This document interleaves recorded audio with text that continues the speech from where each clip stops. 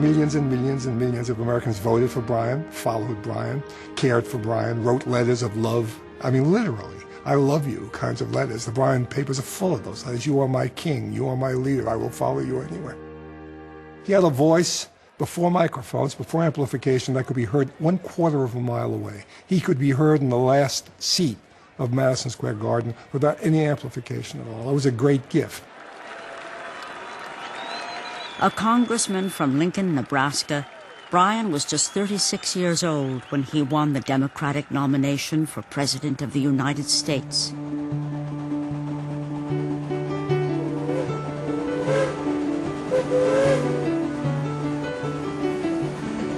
During the campaign of 1896, Bryan traveled 18,000 miles and gave 600 speeches. More than 5 million Americans heard his voice long before there was radio.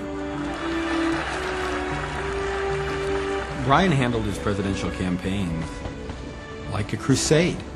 He was crusading for something bigger than himself. Most of his ideas were far ahead of their time. He fought against imperialism, against trusts, against the corrupt power of big business. He fought for the working man and the farmer, for women's suffrage, and for campaign finance reform. He did something that no one had ever done in running for president before. He took his campaign to the people. And that had a tremendous force in America because no candidate for president had ever done that before. And that's where he earned the name the Great Commoner.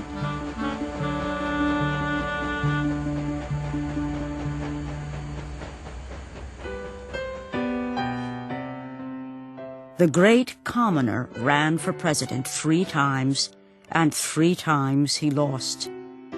But his essential optimism never faded. He learned his philosophy from his father, a circuit court judge and dean of the Baptist Church, who taught his son that the Bible was the source of all truth. Like many Americans in the 19th century, Bryan believed that the Christian gospel had the power to transform society. He always mixed religion and politics. He couldn't conceive of one without the other because religion to him was the basis of politics. Without religion, there could be no desire to change in a positive way. Why should anyone want to do that? Why should anyone want to be good and do good to his or her fellow human beings if there was no reward afterwards, if there was no religious, if we were just brutes, if we were just animals, why should anyone be good?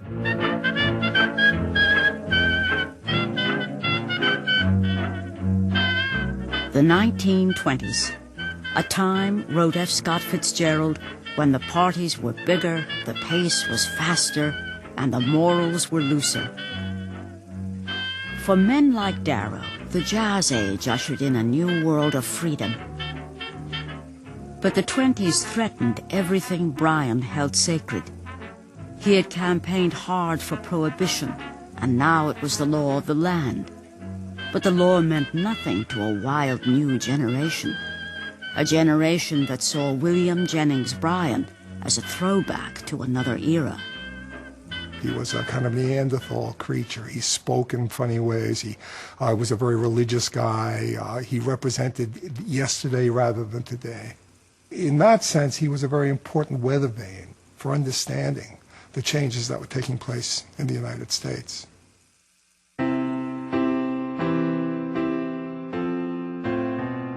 Bryan was not alone in his fears.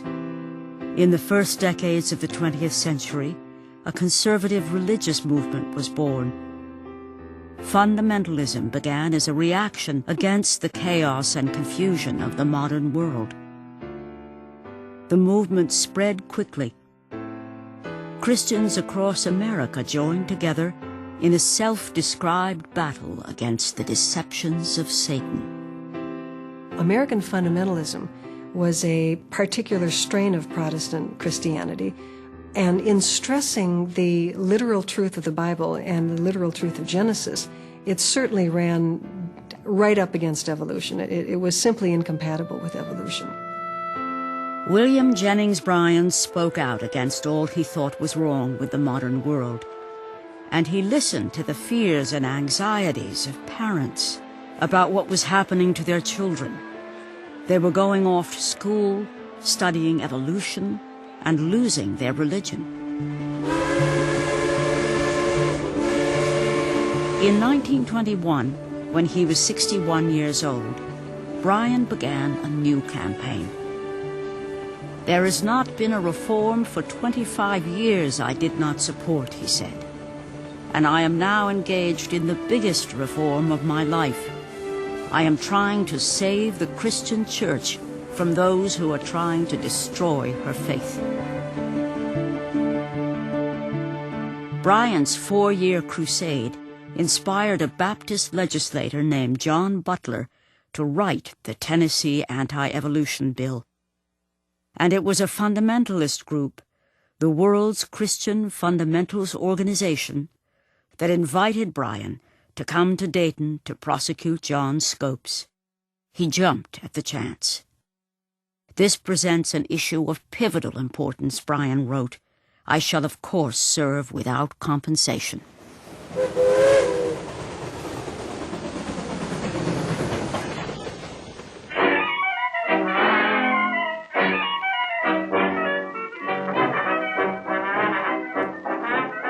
On July 10, 1925, the Scopes trial began.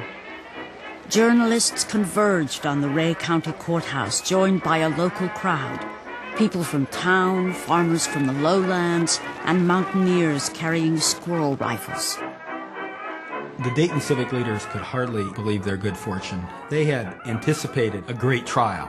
They wanted a media event from the beginning, but they had never even dreamed in their wildest dreams about having the likes of William Jennings Bryan and Clarence Darrow, two of the most famous orators in American history, coming together.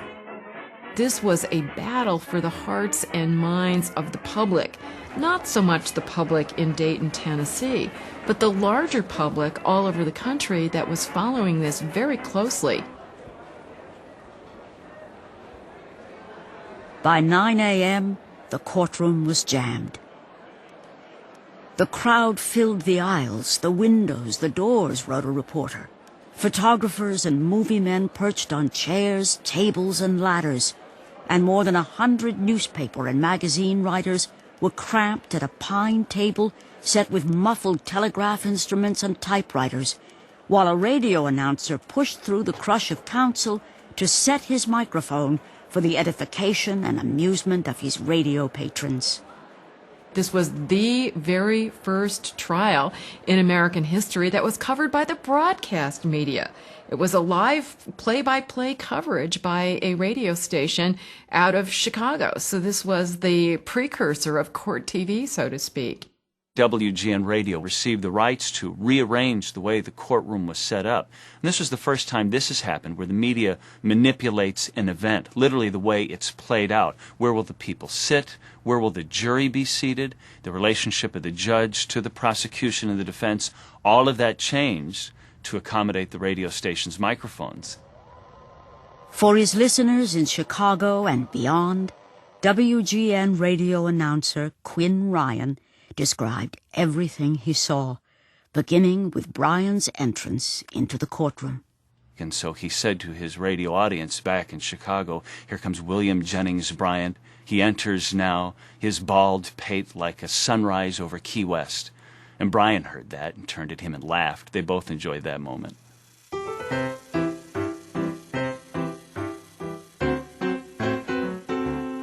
Bryan and Darrow posed for the movie cameras.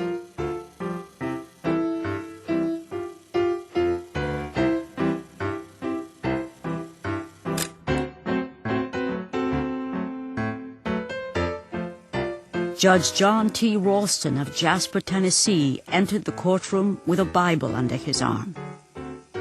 Ralston would be up for election the following year. Judge Ralston was the circuit judge who served the entire area of southeastern Tennessee. He relished this opportunity. He liked media attention. He was enamored by this trial. Now, he was not a fundamentalist himself. He was a moderate Christian, but he somehow believed that God had picked him to be the moderator in this debate.